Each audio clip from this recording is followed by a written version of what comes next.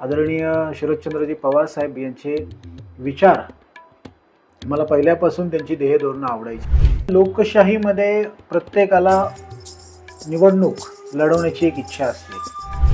Rashtrawadi Congress party Sharadchandra Pawar पक्षाची ध्येय धोरणं जर लक्षात घेतली तर पुरोगामी विचारांना मानणारा आमचा पक्ष आहे। राजकारणाचं सर्वात महत्त्वाचं आमचं ध्येय आहे की ज्या पद्धतीने आमच्या कुटुंबाने आम्हाला एक योग्य शिक्षण दिलं, ह्या शिक्षणाचा फायदा समाजातील प्रत्येक नागरिकाला झाला पाहिजे।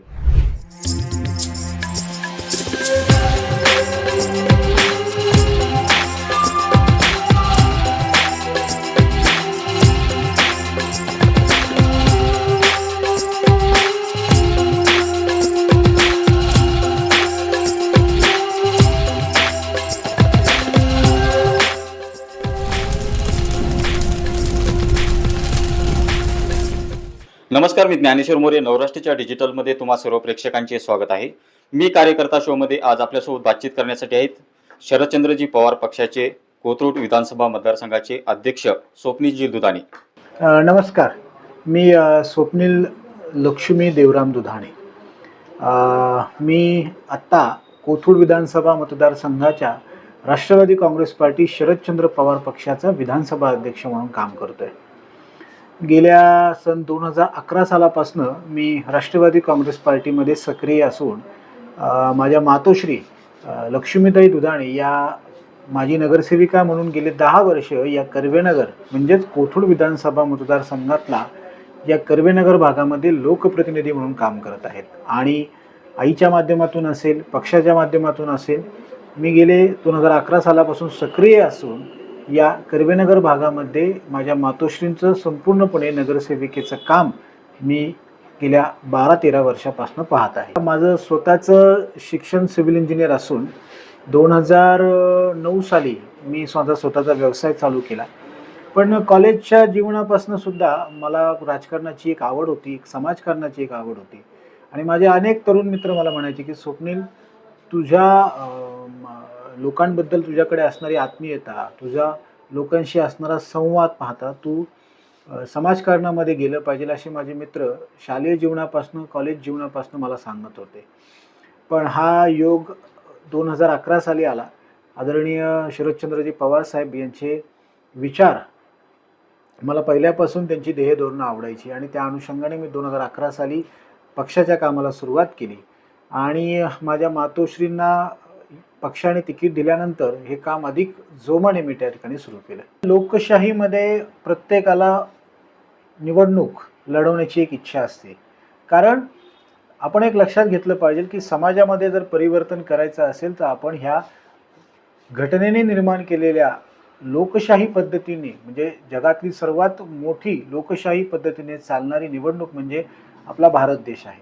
त्यामुळे या निवडणुकीमध्ये किंवा कुठल्याही निवडणुकीमध्ये एक कार्यकर्ता म्हणून मी सदैव त्या ठिकाणी निवडणुकीत लढण्यास इच्छुक असतो. त्याचं कारण असं आहे की आपण बघता की 2012 साली ज्यावेळेस माझ्या मातोश्री पहिल्यांदा निवडून आल्या, एक माझ्या शिक्षणाचा उपयोग राजकारणामध्ये कशा पद्धतीने झाला हे तुम्ही जर पाहिलं तर गेल्या 10 वर्षामध्ये या कर्वेनगर भागामध्ये आम्ही अतिशय चांगले प्रकल्प उभे केले. म्हणजे त्यात प्रामुख्याने स्कूल असेल, मैदानं असतील, उच्च दर्जाचे रस्ते असतील, पाणी पुरवठ्याची अतिशय योग्य पद्धतीने टेक्निकल पद्धतीने निर्माण केलेली व्यवस्था असेल, अशा अनेक चांगल्या गोष्टी आम्ही करू शकलो. त्यामुळे कुठे ना कुठेतरी भविष्यात अजून चांगल्या पद्धतीने काम करण्याकरिता लोकप्रतिनिधी म्हणून निवडून येणं गरजेचं आहे. आणि आपण समाजातील तळागाळातील लोकांना, समाजातील तळागाळातील नागरिकांना योग्य न्याय देण्याचं काम त्या ठिकाणी भविष्यात करण्याचा आमचा मानस आहे. तुम्ही जर कोथरूड विधानसभा मतदारसंघाची जर भौगोलिक रचना पाहिली तर बाणेर पाशांपासून ते या बाजूला कर्वेनगरपर्यंत हा मतदारसंघ विस्तारलेला आपण पाहिलेला आहे. आणि कर्वेनगर हा जर भाग पाहिला तर हा संपूर्णपणे कोथरूड मतदारसंघामध्ये येतो. जवळपास 80 ते 90,000 मतदारांची संख्या असलेला हा कर्वेनगर भाग आहे. आणि या भागामध्ये गेल्या 10 वर्षापासून माझ्या मातोश्री नगरसेविका म्हणून काम करत असताना तिच्या माध्यमातून आम्ही स्वतः अनेक चांगले प्रकल्प उभे केले. हे प्रकल्प लोकांच्या संवादामधनं, लोकांमधनं सूचना घेऊन आम्ही उभे केले. त्यामुळे हे यशस्वीपणे पूर्ण झाले. तुम्ही पाहिलं असेल तर या कोथरूड मतदारसंघामध्ये पुणे महानगरपालिकेची सर्वात मोठी सरकारी अशी Abdul Kalam e learning school आम्ही त्या ठिकाणी निर्माण केली.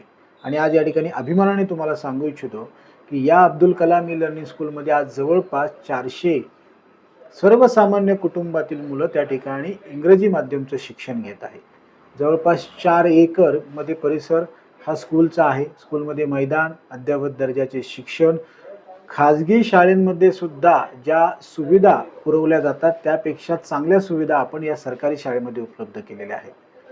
त्याचप्रमाणे स्वराज्य रक्षक छत्रपती संभाजी महाराज क्रीडा संकुल, ज्यामध्ये आम्ही आंतरराष्ट्रीय दर्जाचे 2 टेनिस कोर्ट, बास्केटबॉल कोर्ट आणि बॉक्स क्रिकेटची निर्मिती त्या ठिकाणी केलेली आहे.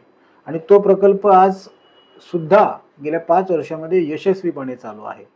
त्याचप्रमाणे राजमाता जिजाऊ महिला बचत गट केंद्र, शहीद भगतसिंग ग्रंथालय असेल, झाशीची राणी लक्ष्मीबाई योगा केंद्र असेल, असे अतिशय लोकांना उपयुक्त पडणारे आम्ही प्रकल्प उभे केलेत. आणि हे नुसते उभे नाही केले तर ते यशस्वीपणे चालू सुद्धा आहेत. त्यामुळे तुम्ही कर्वेनगर कोथरूड परिसरातील नागरिकांना विचारू शकता. राष्ट्रवादी काँग्रेस पार्टी, शरदचंद्र पवार पक्षाची ध्येय धोरणं जर लक्षात घेतली तर पुरोगामी विचारांना मानणारा आमचा पक्ष आहे. आणि कुठे ना कुठेतरी समाजातील तळागाळातील घटकांना योग्य न्याय देण्याचं काम आम्ही संघटनेतर्फे करत असतो. समाजामध्ये गरीब, श्रीमंत, मध्यमवर्गीय प्रत्येक नागरिकाच्या काही समस्या असतात, काही अडचणी असतात. त्या प्रशासनामार्फत कशा सोडवता येतील या दृष्टिकोनातून आम्ही संघटनेतील सर्व पदाधिकारी गेल्या 8-10 वर्षापासून काम करत आहेत. तुम्ही पाहिलं असेल, कोथरूड विधानसभा मतदारसंघाची आमची संघटनेची बांधणी करत असताना तरुणींना आम्ही त्या ठिकाणी संधी दिली. मग त्यामध्ये युवक असेल, विद्यार्थी सेल असेल, ओबीसी सेल असेल, सामाजिक न्याय असेल, महिला सेल असेल, अशा विविध सेलवर आम्ही चांगली शिक्षित तरुणांना आम्ही त्या ठिकाणी संधी दिली. आज हे सर्व आमचे संघटनेतले पदाधिकारी त्यांच्या भागामध्ये म्हणजे मतदारसंघामध्ये, त्यांच्या परिसरामध्ये अतिशय चांगल्या पद्धतीने काम करतात. उदाहरण द्यायचं झालं तर 2 ते 3 वर्षापूर्वीच आम्ही एक पुणे शहरातील आपल्या या कोथरूड मतदारसंघातील कोथरूड येथील आशिष गार्डन येथे एक भव्य मॅरेथॉन स्पर्धेचे आयोजन केले होते. ही मॅरेथॉन स्पर्धा वय इयत्ता 4थी ते ओपन गटापर्यंत ही मॅरेथॉन स्पर्धा घेतली होती. जवळपास 5,000 नागरिकांनी त्या ठिकाणी सहभाग घेतला होता. त्याच पद्धतीने मतदारसंघामध्ये पक्ष संघटनेमार्फत आरोग्य तपासणी शिबिर असेल, अनेक विविध उपक्रम असतील जे लोकांच्या हिताचे असतील, असेच उपक्रम आम्ही संघटनेमार्फत आजपर्यंत घेत आलेलो आहोत. राजकारणाचं सर्वात महत्त्वाचं आमचं ध्येय आहे की ज्या पद्धतीने आमच्या कुटुंबाने आम्हाला एक योग्य शिक्षण दिलं आणि ह्या शिक्षणाचा फायदा समाजातील प्रत्येक नागरिकाला झाला पाहिजे.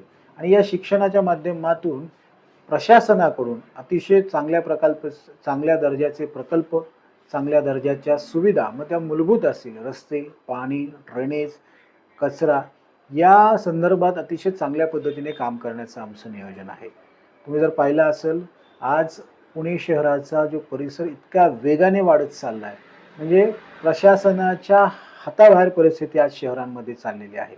मग ती ट्रॅफिकची असेल, मग ती कचऱ्याची असेल, मग ती बांधकामांची असेल, मग ती प्रदूषणाची असेल. येणाऱ्या पुढच्या काळामध्ये पर्यावरणाच्या दृष्टिकोनातून एक शाश्वत जीवनशैली निर्माण करण्याच्या दृष्टिकोनातून आम्हाला त्या ठिकाणी भविष्यात काम करायचं आहे. एक लक्षात घ्या, आपण निवडणुकीमध्ये जनता ही मायबाप असते आणि जनता ही ठरवत असते की काय चुकीचं आहे आणि काय योग्य आहे. गेल्या 5 वर्षामध्ये जर आपण पाहिलं असेल तर महाराष्ट्राच्या राजकारणामध्ये अनेक अस्थिरता निर्माण झाली. म्हणजे ना भूत ना भविष्य अशी परिस्थिती या महाराष्ट्रातल्या जनतेने पाहिली. म्हणजे फोडाफोडीचं राजकारण असेल, व्यक्तिगत पातळीवर टीका असेल, घराणेशाहीबद्दल त्यांच्या कुटुंबावर ईडी, CBI मार्फत चौकशी असेल, ह्या सर्व गोष्टी महाराष्ट्राला पटलेल्या नाही. राष्ट्रवादी काँग्रेसमध्ये जी काही फूट पडली त्या फुटी संदर्भात मी काही जास्त प्रतिक्रिया देणार नाही. पण ज्या दिवशी ती फूट पडली त्याच्या दुसऱ्याच दिवशी माझ्या मातोश्री आणि मी स्वतः त्या ठिकाणी जाहीरपणे भूमिका घेतली की आम्ही आदरणीय शरदचंद्रजी पवार साहेबांच्या पक्षाबरोबर राहणार. कारण कुठेतरी राजकारणातली नैतिकता टिकली पाहिजे. कुठेतरी राजकारणामध्ये कुठे ना कुठेतरी एक समतोल साधला पाहिजे. या अनुषंगाने आम्ही पवार साहेबांची साथ दिली. आणि याचा फटका किती बसेल महाराष्ट्राच्या जनतेला हे किती पटलेलं आहे हे तुम्हाला येणाऱ्या निकालाद्वारे कळेल. कारण मी तुम्हाला सांगतो, जेव्हा आम्ही लोकांशी संवाद करतो, लोकांना जाऊन भेटतो, त्यावेळेस लोकांना जे महाराष्ट्राच्या राजकारणामध्ये भारतीय जनता पार्टी असेल किंवा त्यांच्या सहकारी पक्षांनी ज्या पद्धतीने महाराष्ट्रामधील नागरिकांची फसवणूक केलेली आहे ती पटलेली नाही. नागरिक याबद्दल जाहीरपणे जरी बोलत नसतील तरी मी तुम्हाला सांगतो की मतपेटीतून नागरिक याचं उत्तर देतील आणि येणाऱ्या काळामध्ये महाराष्ट्राच्या विधानसभेवर महाविकास आघाडीचं सरकार स्थापन झालेलं आपण पाहाल.